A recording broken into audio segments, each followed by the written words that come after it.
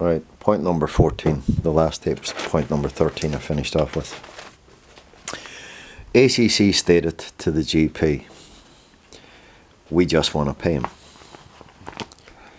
And my question to the GP is, well, why did you not challenge them on why they just wanted to pay me? Given that you have no medical notes, medical files, or anything else to go by, I mean, you say you're the GP, meant to be looking after my health and well-being, meant to be looking after my rehabilitation, and yet ACC says we just want to pay him. So my question to the GP is simple. Why would you accept that ACC just want to pay somebody when you have no idea what the injuries are and you haven't asked them any questions, you haven't challenged them? So how was your intent to restore my life to the best it can be, or as near as? Or was this something that you agreed with ACC was the best line of address and attack to literally leave me under your complete controls so you could spoon feed me shit medication, turn me into a zombie, turn me into mute because I was suffering post-traumatic stress and I didn't talk very much. I didn't want to start any conflicts, I didn't want to start any arguments. And when you get passed from one GP to another, it just gets worse and worse and worse because you're taking all the baggage with you from one to the other, to the other, to the other, and it's all the baggage that ACC created. And then while you're moving yourself from one GP to another, ACC's manipulating that GP and manipulating that GP and manipulating that GP. They do it every time. They're the biggest scumbags on the planet. And then that then creates a distrust then between you and the GP, and that's what ACC works to achieve. And then the GPs don't do their job. So literally, ACC is controlling everything. Their lawyers are controlling everything, and they're profiteering from it. They don't give a fuck whose life they destroy and whose life they kill. They just do whatever they want to do. Right.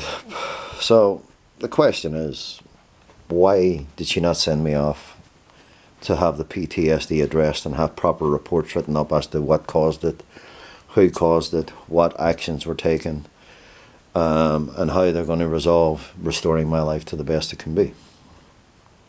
So obviously, when ACC said to the GP, oh, they just want to pay you, the intent was not to restore my life to the best it can be. The intent was to turn it into a slave trade, and for the GP to implement medications that she shouldn't have been fucking even prescribing, to be perfectly honest.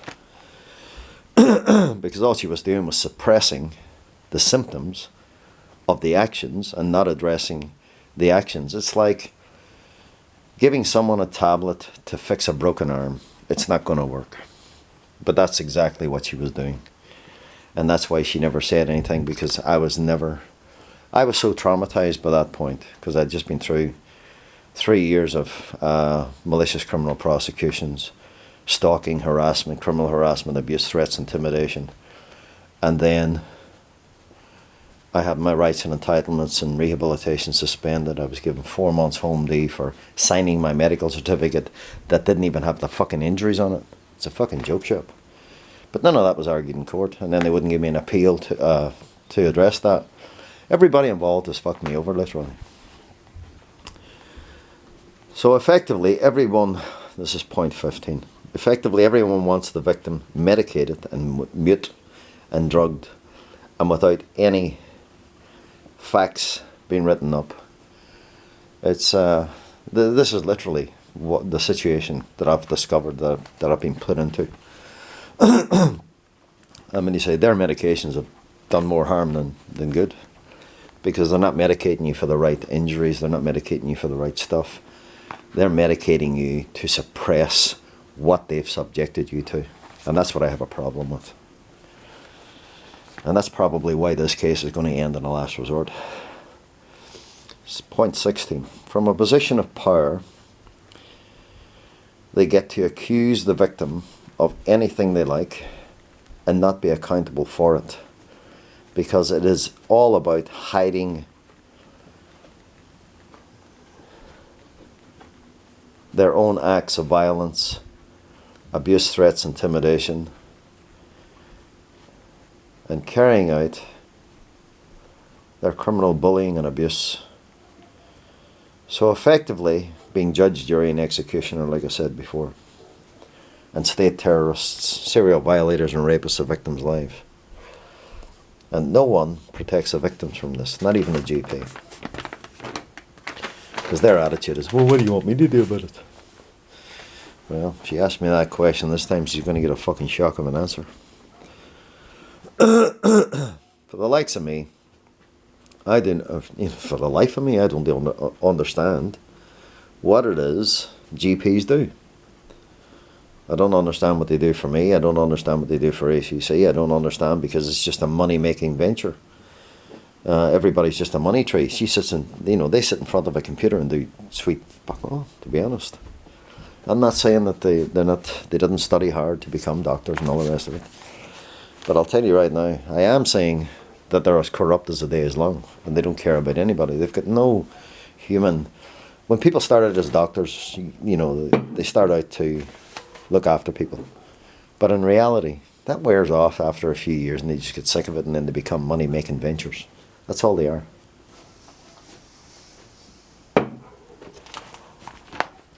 Glorified fucking drug dealers. To victims of ACC Crown Government.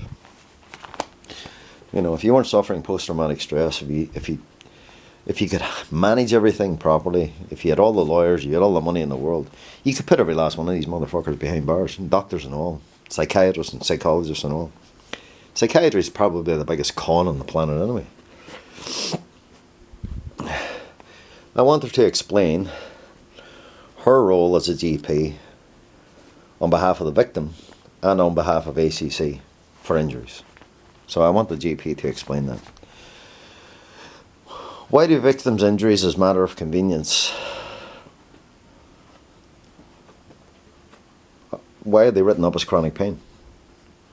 Why are they taken away from the injuries that actually exist to that of writing it up as a symptom? You see, through my research, I've discovered that every patient who's on ACC long term, all their injuries are written up as chronic pain. Now that's not a matter of necessity. That's a matter of convenience for them. That is a con. That is a crime. And all the doctors involved have done it through the actions of ACC and their lawyers. So you've got a lawyer diagnosing your injuries and telling you exactly what you suffer from, and then that opens the door then up to all this pain medication, which then opens up the door to giving you brain-altering medication, which is no different to drug dealing. So in other words, you're trying to suppress a victim without actually knowing the cause of the problem, and the lawyers are telling you how to do it. That's fucked up. Why do victims' injuries, as a matter of convenience, get called chronic pain? It needs to be answered. Who's responsible for this farce? Probably Gerard McGreevy and all the lawyers in ACC and the cabinet of ministers.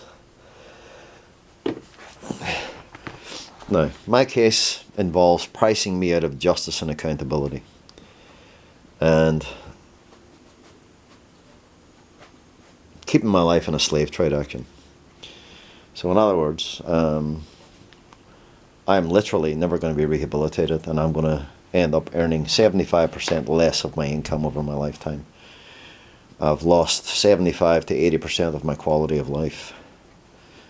I've lost just about everything because of all the conflicts that they created, all the malicious criminal prosecution, shutting up shop, declaring it an act of war against me, threatening me, threatening my family, threatening my children, stalking me, harassing me, criminally harassing me.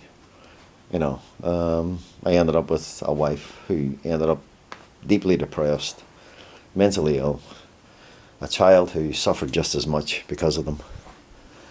And, it's, you can't, I'm fighting for my injuries, I'm fighting for my health and well-being, I'm fighting for my sanity.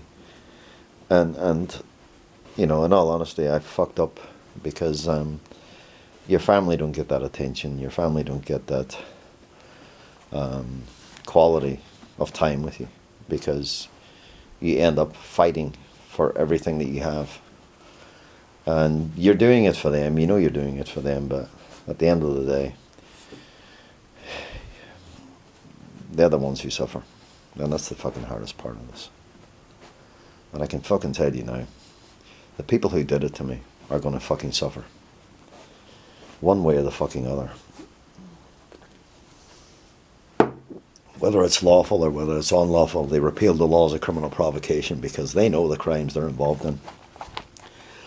I've put out many videotapes and not one of them have said a fucking word other than, oh, get off that pipe, and oh, do this and do that. See, they're all smart with their little fucking comments. Let's see if they're fucking smart when they do actually get a fucking gun put to their head. Because I'll tell you right now, it'll fucking come if it keeps going the way it's going. A victim suffering PTSD and everyone involved only doing minimal or nothing to restore one's life to its former being, or best it can be, in favour of placing all the onus on the victim patients to fix it all themselves, following nothing short of drugging victims over all else, which I've just said, taking up 75% of a victim's quality of life and 75% of potential income, while under a murderous action of ACC Crown Government by all involved. So literally everybody becomes your enemy. They don't become your friends. They don't become your carers. They're not helping you. They're not assisting you. They're not supporting you. They're not protecting you. They don't give a fuck. They're only interested in the garbage that they can get away with, if you understand what I mean. So literally, the victim is, the victim's being controlled by legal actions, not by what is right or what the victim's rights are. Because all these people do is create conflicts and then start these arguments and then defraud victims for 6 months here, 6 months there, a year here, a year there, 4 years here, and defraud them then all the way through. It's a fucking game to them. Civil and criminal jurisdictions is where the problem really lies. The fact remains, the two jurisdictions are divided so that one can claim it's a civil jurisdiction and the other can claim it's a criminal jurisdiction. And only the civil jurisdiction is being addressed by ACC. But the criminal acts are divided between the police, which the police don't do their job. So therefore, you've got two actions divided by a civil jurisdiction that's actually committing crimes behind its jurisdiction. But the crimes they're committing are not being addressed because, according to the police, that's their job. It's a fucking joke. It's all he said, she said. That's all it is. And it's a fucking game to them. I think they're all involved in the victim's life in a negative, malicious, criminal, abusive and violent controlled behaviour and action. Because they control the entire life and fate of their victims through their actions. And when they fuck up, the victim pays. It's the victim's always paying the price. These people are not competent enough to actually do the jobs that they do. I don't even think they know what the fuck they're doing, to be perfectly frank. Chicanery, trickery, deception, lies, innuendo, speculation, manufacturing, inventions, fear, violence, abuse, harassment, torment, torture, terrorizing, acts of war. You better watch your back, sunshine. Kidnapping. This is an act of war against you, Michael. You don't have any rights, we own you. Jan White says she hopes you don't go and get a gun. You're part of his hit list. I mean, they say the amount of lines of attack that these people come out with is beyond belief. And now they just want to pay me. Wow. They want to pay me because it benefits them to fucking pay me, because then they don't have to address fuck all. They want to give me a fucking year's medical certificate, and then they want to turn their crimes into a civil matter so that I can go and fucking sue them at my own expense. But it's going to cost me 10 times more to sue them, to prove my case, than I would ever actually be fucking compensated. Now that is how the slave trade industry of ACC Crown Government works. And this is what the government is trying to cover up. The fact that it runs a slave trade and its actions are nothing but glorified drug dealers, legal and Yeah. And all their legal and medical and political establishments all working together on their murderous intent of any victim whose life they want to destroy. Not an ounce of rehabilitation of any kind. Why is the victim the only one being singled out, isolated, alienated, and held criminally to blackmail and ransom with no help, assistance, support, or protection of any kind at all times? I wonder, can she help any patient victim without engaging them in the process physically, mentally, psychologically? Because according to ACC Crown Government, they do everything behind my back. They do everything behind closed doors. I'm the only one not engaged in any of these actions. I don't have a meeting. I don't get any discussions. They involve everybody else. If you get a lawyer, they deal with them. If you have an advocate, they deal with them. You don't get brought into the process at all. You don't get asked any questions. You don't get to discuss your case. You are literally singled out, isolated, alienated, and denied the right to be heard. This is how ACC works. Now, these are all the things I'm going to go and discuss with my GP on Saturday. And there's going to be a hell of a lot more questions in this. But this is something that I needed to run through. And run through the fact that it is a slave trade action. How can a terrorist in ACC create all these conflicts and get away with it? He was helped, assisted, supported, and protected.